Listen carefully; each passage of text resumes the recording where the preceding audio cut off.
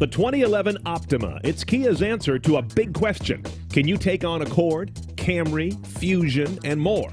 This version doesn't just take them on, but also takes on V6 engines with a Turbo 4. Let's see how it handles a war on two fronts, and check the tech.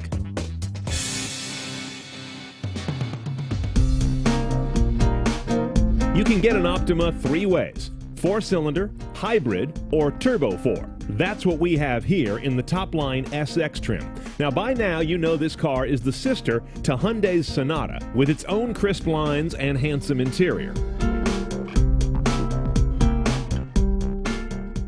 Now, if you've seen any of our previous videos on the current Kia Optima, you know this cab, and it's one of my favorites. Great quality materials. I think it's got a very mature design, kind of, Audi meets Saab in some strange way. Here's your main head unit. It is optional, though, the navigation. Even on this SX high-trim car, you've got to add that with a package. I love this nav system for the basics. It's clear in almost every mode. As you zoom in on things, all the various icons and streets remain pretty readable. A lot of cars still can't pull that off in this day and age. Notice how fast things work. This is one of my favorite things about it. I'll go to the destination screen here, hit address, street, start punching in a number. You can't lose this thing. It's really quick in responding. That isn't just satisfying as a piece of technology, that's also safe. The more you have to sit there and repunch a letter and get frustrated, the more you're not looking at the road. This is the way all cars should operate. On the other hand, this system has very basic layout. It's not the prettiest thing. It's not a widescreen. It doesn't have a bunch of flyovers and satellite rendering and 3D buildings. So it gets the job done, but it doesn't wow your friends. That's okay with me.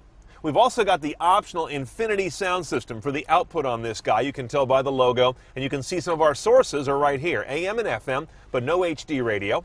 Satellite radio is Sirius on this car. Under the media button, you can roll through either Bluetooth streaming, although all you're going to see is I'm playing music. You don't get metadata pulled up on this guy.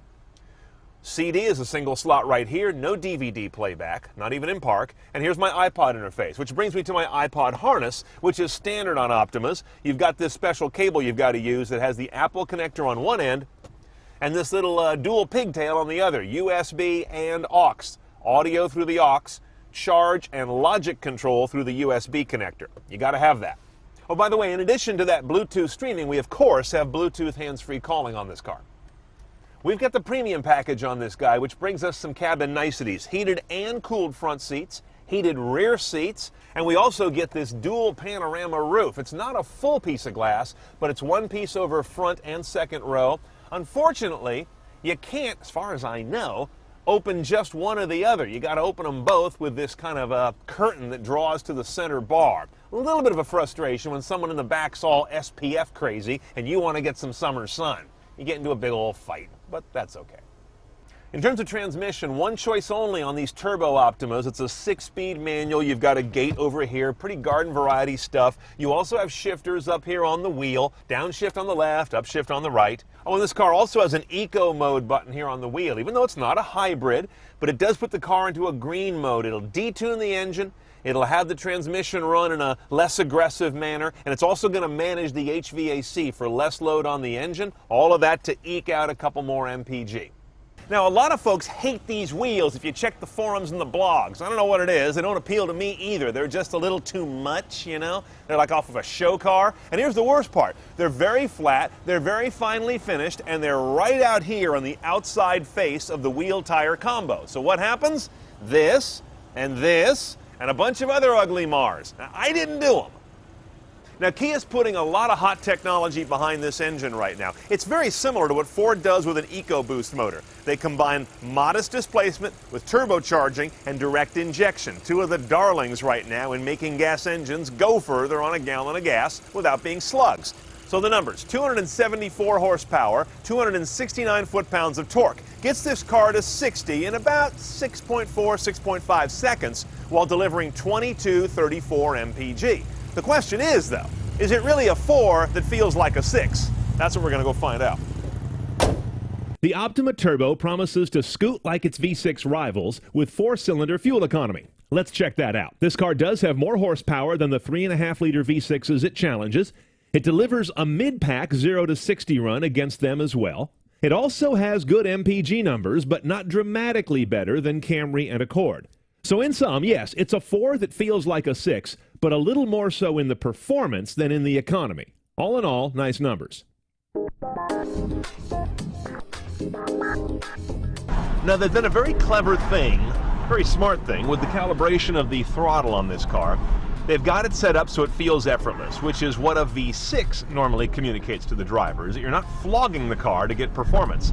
And they've got this guy calibrated the same way, because they could set it up where you've got to really lean into it to get the turbo to spool, to get the intake to open up, but it's not that way. So it's very much tip in and off you go. Now, one thing you notice is there's not much turbo lag as much as there is turbo elasticity. You don't need to get into it and then get this big jump of power that then drops off. That's typical turbo stuff when it's not done right. On this car, there's just a little bit of a rubber bandiness about the way the power comes on, but not much. It's really among the best turbos out there right now for real-world driving without a lot of back and forth as the power keeps coming on and off. Right off the line at a stoplight like that, there's none of that falling on its face, which a lot of turbos do. That's nice also. And in general, I would say this. You learn to drive this car in the first, 20, 30 minutes that you've been with it and realize that less is more. If you get into the throttle just moderately, the car rewards that better with more power delivery, I find. If you really jam on it, it seems to get confused or something, which is fine. It means that everyday driving doesn't need to require a lot of effort. Okay, so that's around town. Let's see how the pickup works on the freeway. I'm now going up an on-ramp onto the freeway with a curve, a little tip in. That's it. It's coming on with a nice surge. Real nice. Okay, pricing an SX Turbo Optima, which is top of the stack, starts at $27,000 delivered. Now, there are two major option packages you should look at to go CNET style. First one is the premium package. That's going to get you this powered dual panoramic roof and the heated and cooled seats in the front and the heated in the rear. It's $2,150. Then there's a $2,000 tech add-on on top of that that's going to give you GPS nav, Sirius traffic, the rear camera, and the Infinity audio. Honestly, I'd be inclined to go all in on both of those.